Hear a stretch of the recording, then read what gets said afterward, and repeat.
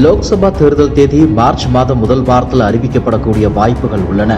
மத்தியில் ஆளும் பாஜகவும் காங்கிரஸை உள்ளடக்கிய எதிர்க்கட்சிகளான இந்தியா கூட்டணியும் லோக்சபா தேர்தலை எதிர்கொள்வதில் முழு வீச்சில் இறங்கியுள்ளன. 2019 ஆண்டு தேர்தல் கள நிலைமையை ஒப்பிடுகையில் 2024 லோக்சபா தேர்தல் களம் அடியோடு மாறியிருக்கிறது.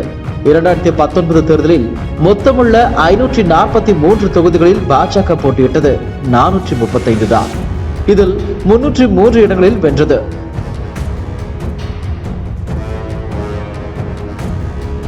2019 லோக்சபா தேர்தலில் கைகோர்த்து நின்ற 4 முக்கியமான கூட்டணி கட்சிகள் பாஜகவுடனான உறவை முறித்துக் கொண்டன.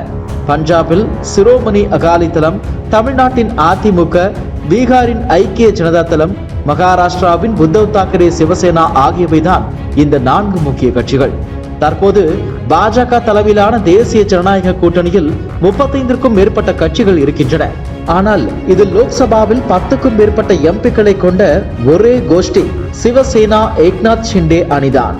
பீகாரில் ஐக்கிய ஜனதா தளம் கட்சி கூட்டணியை முறித்த நிலையில் அதிக தொகுதிகளில் போட்டியிட்டு வெல்ல வேண்டிய கட்டாயம் பாஜகவுக்கு உள்ளது. ஆனால் கூட்டணியில் இருப்பதோ சிறு கட்சிகள் தான்.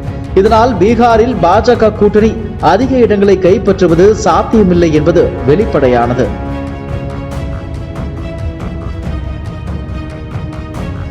தமிழ்நாடு, ஆந்திரா, தெலுங்கானா, கேரளா ஆகிய தென் மாநிலங்களில் பாஜக ஒரு இடம் பெறுவது என்பதே குதிரை கொம்புதான்.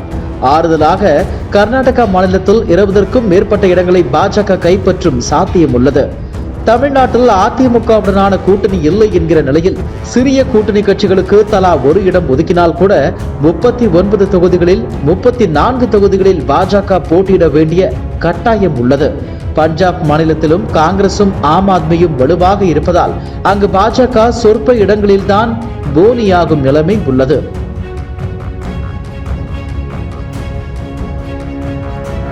இந்த பின்னணியில் ஆந்திராவில் 5 தொகுதிகள், பீகாரில் 17 தொகுதிகள், தமிழ்நாட்டில் 34 தொகுதிகள், பஞ்சாபில் 10 தொகுதிகளில் பாஜக போட்டியிட்டே ஆக வேண்டிய கட்டாயம் உருவாகியுள்ளது.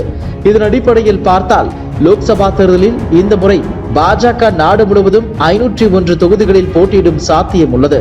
பாஜக தலைமையில் பிரதான கட்சிகள் கூட்டணியில் இல்லை என்பதால் எஞ்சிய 42 தொகுதிகளில்தான் கூட்டணி கட்சிகள் போட்டியிடும். இன்னொரு பக்கம் காங்கிரஸ் கட்சி 2019 தேர்தலில் 543 தொகுதிகளில் 422 போட்டியிட்டது. ஆனால் வெறும் 52 தொகுதிகளில்தான் வென்றது.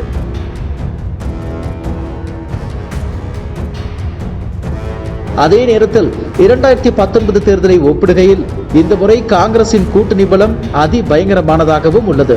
28 கட்சிகளை கொண்ட இந்தியா கூட்டணி தேர்தல் வரை நீடித்தால் காங்கிரஸ் கட்சி இந்த முறை குறைவான இடங்களில்தான் போட்டியிட முடியும். டெல்லியில் டிசம்பர் 19ஆம் தேதி நடந்த இந்தியா கூட்டணி ஆலோசனை கூட்டத்தில் மேற்கு வங்க முதலமைச்சர் மம்தா பானர்ஜி இதனை குறிப்பிட்டிருந்தார். அதாவது காங்கிரஸ் கட்சி 300 இடங்களில் போட்டியிடட்டும், ஆனால் எஞ்சிய 243 தொகுதிகளில் இந்தியா கூட்டணியின் கூட்டணி வேட்பாளர்களை ஆதரிக்க வேண்டும்.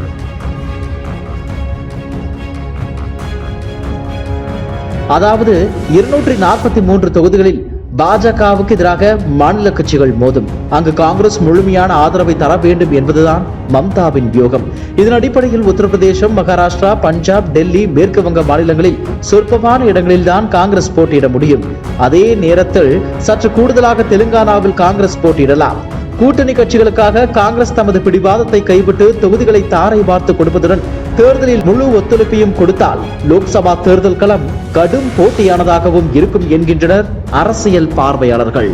இதுபோன்ற செய்திகளை மேலும் தெரிந்து கொள்ள எங்களது யூடியூப், Facebook மற்றும் Twitter ஆப்களை சப்ஸ்கிரைப் செய்யவும்.